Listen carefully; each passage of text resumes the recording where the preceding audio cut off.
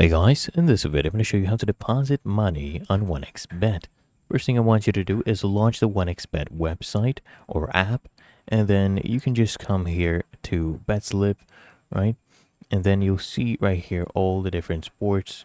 What we are interested in is I need you to come here either to the top left, click on this plus icon to deposit, or you can click on the menu as well. Then from here you will see this gear cog at the top right.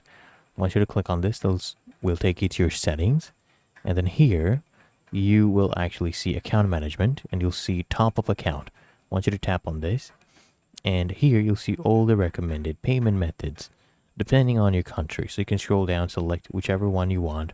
We have Paysera, we have Skrill as well.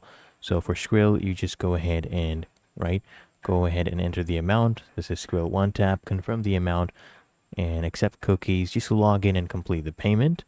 Or you could also do Paysera, for example. So you just come back to account management, top up account, and then you do the same thing with Paysera.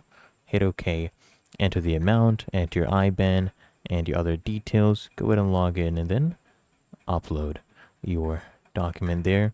Just hit login and you should be fine. If you found this helpful, make sure you smash the like button and subscribe to App Mentor.